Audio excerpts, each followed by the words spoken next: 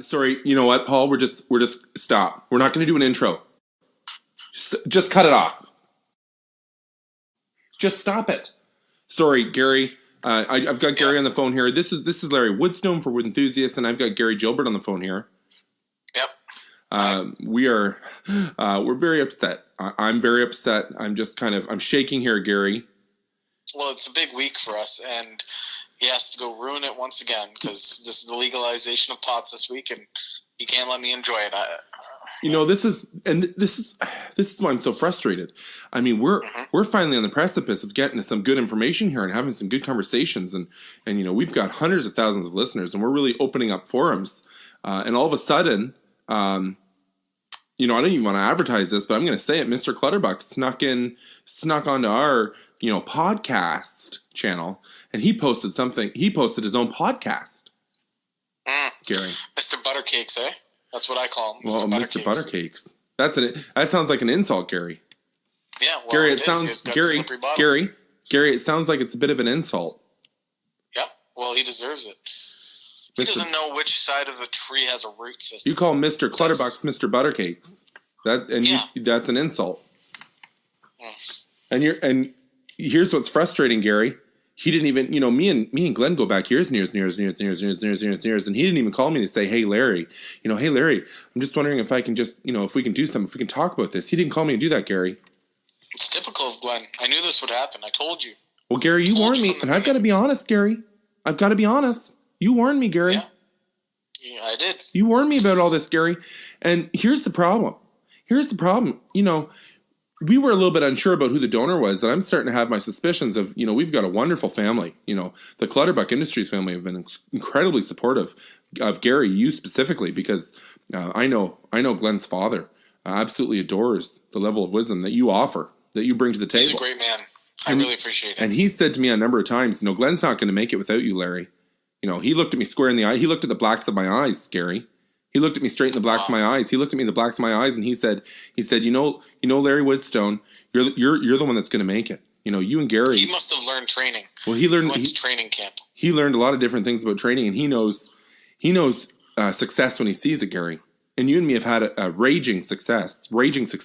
And here's what concerns me. Gary, you know that I've quit my job. I've quit my job, and I've gone full time with Enthusiast Community, and my podcast and the webisodes and some of that stuff, Gary.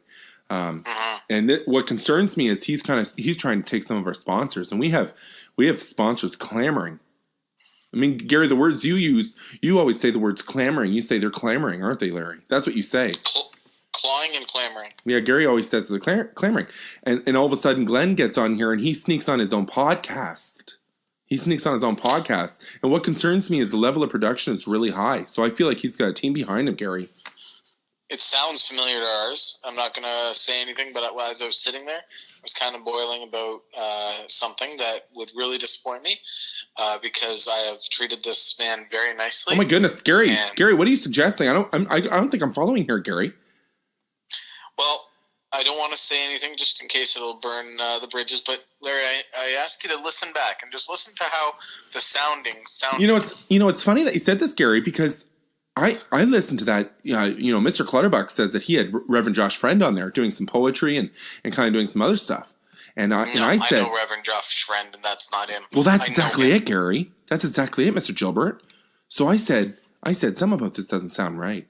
And you know that, Gary, because I texted you the text, and it said, dear Mr. Gilbert, something about this doesn't sound right. Didn't I? Right after you released it. And you know what makes me very upset? In your words, it makes me want to shave the backside of a skunk. Sometimes I say squirrel, but a skunk's dangerous because of its odors. I will not. I will never. You're never gonna. Ever. Never. Never. Not by the sounds of it. Going to apologize to Mr. Buttercakes. Oh my goodness! If he thinks I'm going to do that, he can go jump in a pond and stay under. That's interesting, Gary, because in that episode he was, he's kind of suggesting that you need to apologize. And I said, I called Lisa, I called Stephanie, I called Paul, and some of the other people on the production team, and I said, what exactly is Gary supposed to be apologizing about? I'm not quite sure I understand that, because Gary, as far as I've known you, and you've offered me a lot of wisdom, and you stand firm on your foundation, and you might disagree with people, but that's not a matter of apology, No, if anything, he needs to apologize to us for calling himself a wood enthusiast. And this is, Gary, hold on, you're treading on some very thin ice here, because this is where you and me are starting to be sticklers, and right now we need to be on the same team. So let's carve this bone into a different direction here, okay? And here's what I want to say, Gary. There is an apology that's needed, okay? And the apology needs to come from Glenn. And let me tell you why, Gary. I called Reverend Friend, and he was very upset. He was very upset because he ardently denied. He said, Larry Woodstone, I would never do that to you guys, Larry Woodstone. You're the wood enthusiast. I would never do that to you. I would never do that to you guys. I would never do that to you and Gary. That's what Mr. Friend said. He's upstanding. Well, here's where it gets dangerous. Mr. Friend, he's been impersonated, and he's really upset about it. He's called his legal team. Good. He's called some members of his legal team, and they're discussing on what the next steps are. And I got to tell you, they're pretty upsetting. Did he call Jack? He didn't. Jack, his father, Jack, is very upset. He's very upset, Gary. And this isn't something we want to talk about because Jack's very upset.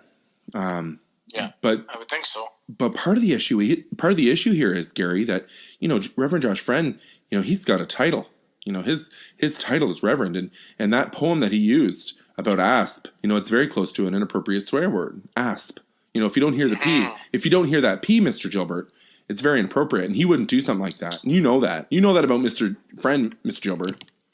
Unless he's reading from the King James. Well, unless he's reading from the KJV, that's right. That's right. And that's the only time. That was just a poem about a tree. So that's inappropriate. That's right. So we've had some discussion. I'm gonna try to get Mr. Josh Friend on here after I finish the conversation with you. I'm gonna see if he can have a 2-second chat about this because I know, for one, he's very upset. Okay. Oh, we all are, and it's very upsetting. Stand alone. It's very upsetting, Mr. Gilbert. Mm-hmm. There's a few other things that we need to discuss. Okay, so we need to discuss going forward. I know that you've said to me in private, and I've said to you many times, it'd be nice to have Glenn with us, and largely because it'd be nice to have the Clutterbuck Industries backing us. And part of the reason they want to support us is because we kind of guide Glenn. We kind of give him direction.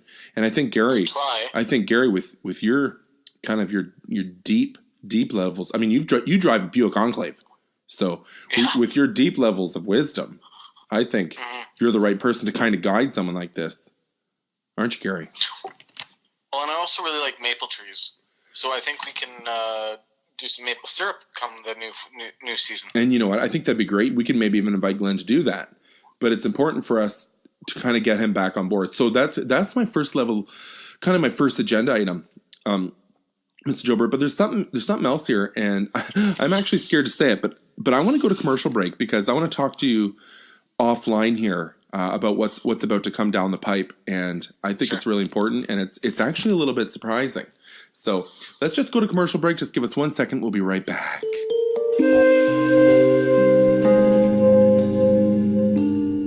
I gave up the waiting, and something emerged from the silence of wood. L.W. Lindquist. Waiting.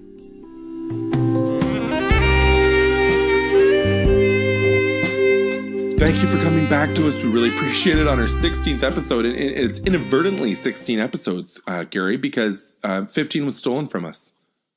That's putting it mildly. And what you shared with me on the break there, that's yeah. We're going to talk about that in a second here, Gary. I just want to get you on board first. But normally, we would celebrate every episode. And as I told you in private, we've been talking to Paul. He's unable to delete the 15th episode, which kind of Glenn threw up on his own, the new branching out episode, and that was upsetting to all of us.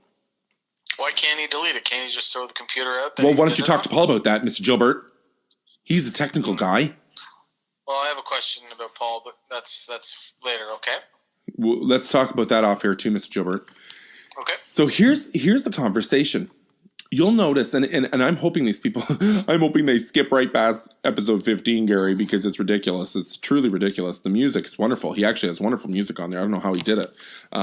He probably paid a pretty penny for some of those tunes. But he mentions that he was in Italy. Okay? Right. And you'll notice that in episode 14, you and me discussed that, we had a friend tell us that he was in Italy. Well, Picasso was also in Italy. That's right. That's a Picasso. So here's the issue. And I just told you this on break, so I know you know this, but I'm going to tell the audience now. A good friend of mine who originally showed me the picture of Mr. Clutterbuck's in Italy, he called me back. And I wanted to tell Gary this ahead of time because I didn't want to betray any trust. I appreciate it. But that gentleman, who I'm going to allow to remain anonymous, is very good friends with Mr. Clutterbuck and myself.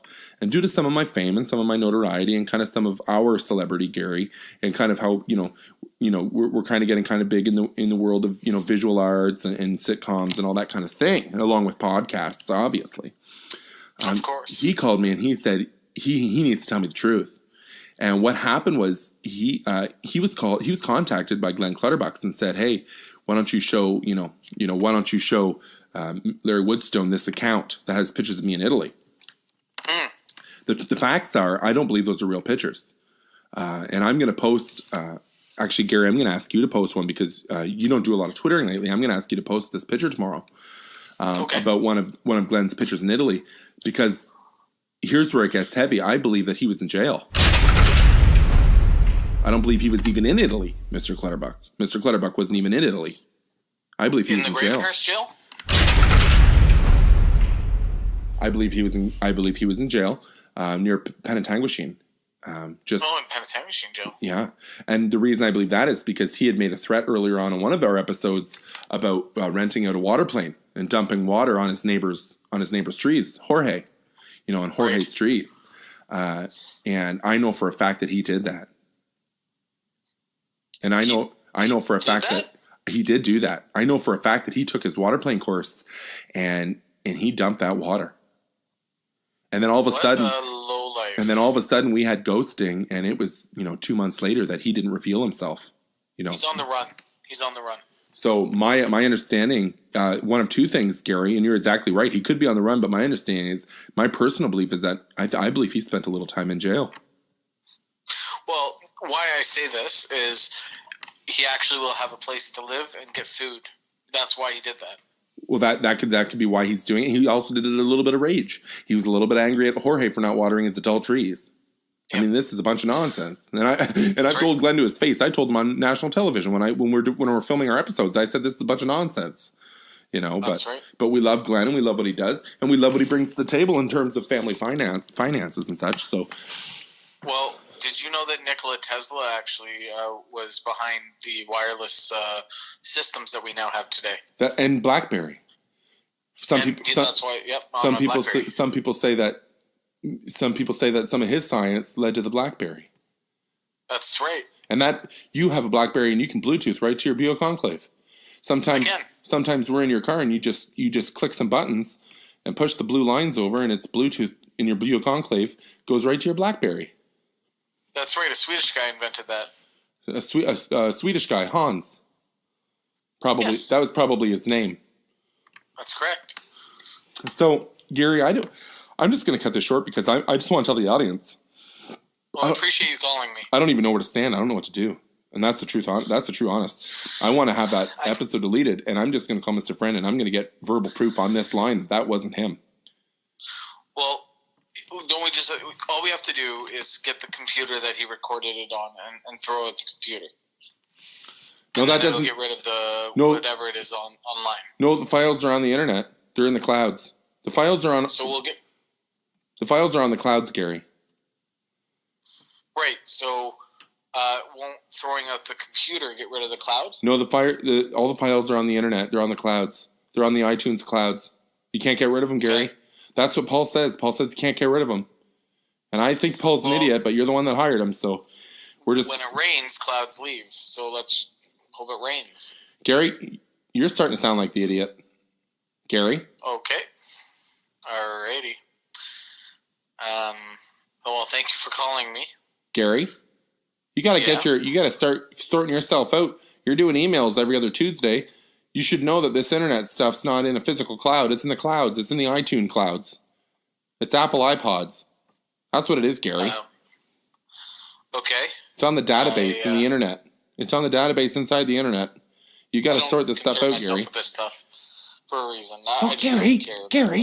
Gary, don't concern yourself, but don't start talking about it on the internet. Everybody can hear you talking like a bum.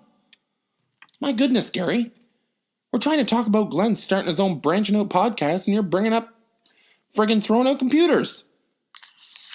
I'm already flustered, Gary. I'm already flustered enough, Gary. Okay. I'm sorry. I will Twitter it later, and I will add one of those pound signs on it. Well, I'm going to talk. Later. I'm going to talk to Mr. Clutterbuck. I'm going to give him a call. I'm going to call him directly, Gary, and I'm going to call Mr. Friend after this. See if I can get him on this podcast, and see if we can sort this out, and see if he was that person on his podcast, because I don't believe he was. I don't believe he was, Gary. Are you on the Twitter account? Of course, Gary. I run the Twitter account, Gary. So, if I want to pound Larry Woodstone, how do I...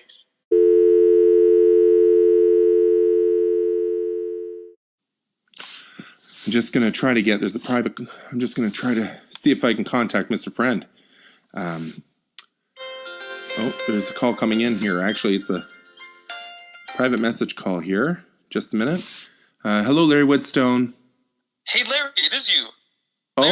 Oh my goodness, hey. Glenn, I'm actually recording right now an episode.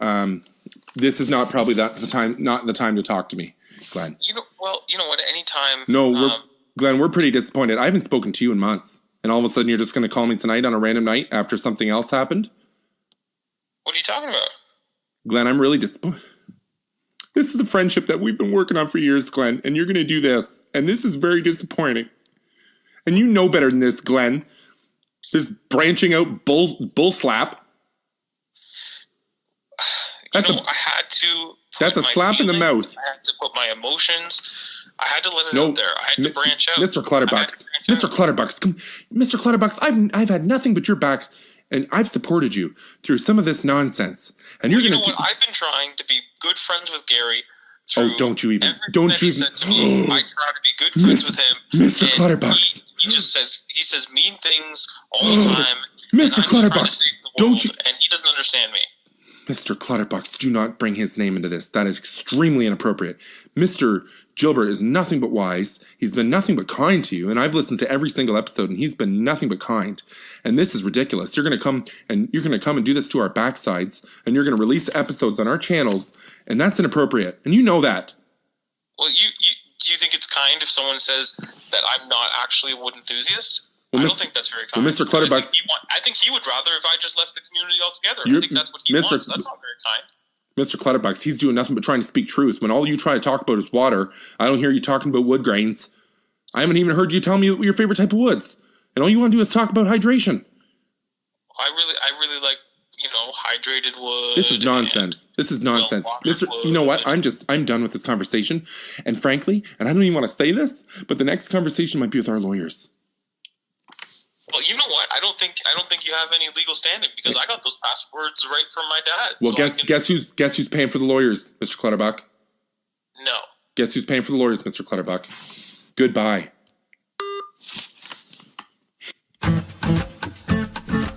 Clutterbuck Industries, the driest lumber in southwestern Ontario.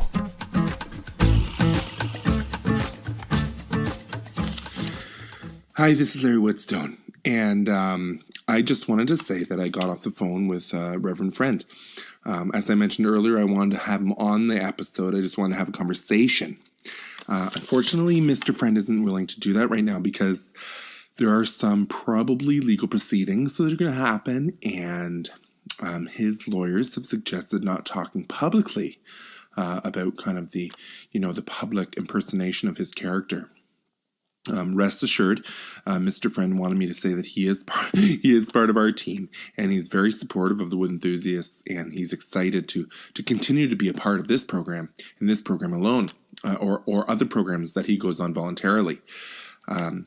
But he did want to pass along a poem, something that I was really shocked and really blessed that he had sent along. because it was a poem that I actually wrote myself. And this is a poem by Larry Woodstone. And he spent a few moments the other day just recording this using his voice and some of his techniques and some of his talents. And he sent it along. Just kind of a way of saying, I'm with you, I support you, you have my voice, and you have my heart. And I believe that's what Mr. Friend is saying. So please have a listen as you kind of embrace what's happening here with the wood enthusiast community. And we're just for clarity, we are not branching out. we are continuing to branch together. To spring strong from the roots of hope into the trunk of eternity. With truth and love and grace and so on and so forth. And that's something, Gary always says. And I don't say it as obviously I don't say it as eloquently as he does, but thank you for listening, and sorry for some of the harsh episodes, but we wanted to clear some things up. We had to get some things straightened out. And we had a bit of a brief conversation here with Mr. Clutterbuck himself, who actually called right during this recording, which is kind of a rare event. But there are some things that need to be said, and there are some things that were difficult to say there. And we're hopefully going to get back on board and get Glenn back on board with us, and maybe mend some broken fences, and maybe heal some wounds, some festering wounds that are cut open and festering with pus. And maybe we can heal some of those wounds. And so we will look forward to that. So until our next episode, thank you so much for joining us again. It's hard as a wood enthusiast, kind of non-official president to have an episode where we don't even discuss wood. And that's what I'm hoping that Mr. Friend's poem here that I wrote, I hope that kind of brings that back full circle. So I'm going to exit with a poem by Larry Woodstone called The Glorious Tree.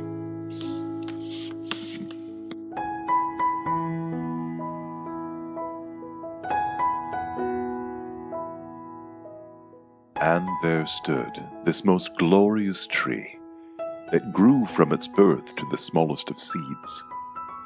From sprout to seedling and to sapling it grew, until bark held it strong when the wind fiercely blew.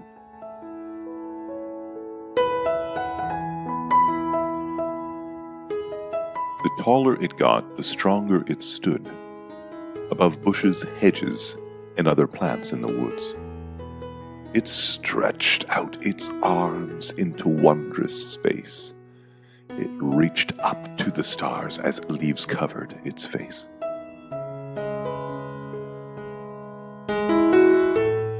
As decades flew by, it grew ever so grand, its roots deeply buried deep into the sand. From the wet of the spring to the driest of summers, it grew endlessly through autumn and winter.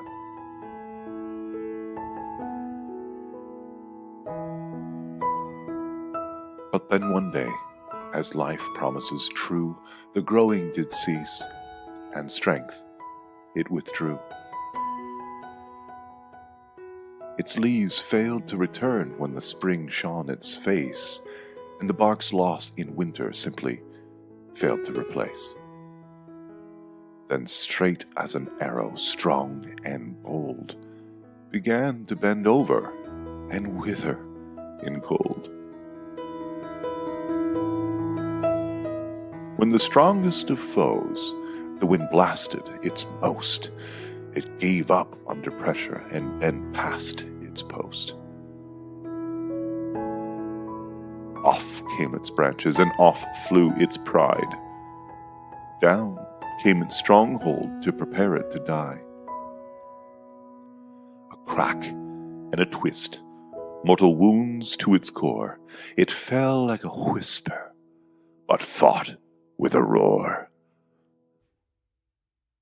Roots sprang from their deep and shot up to the sky, and the roles were reversed as the trunk fell from high. And there in one blast it fell to the floor. That mighty tree would stand toward heaven no more.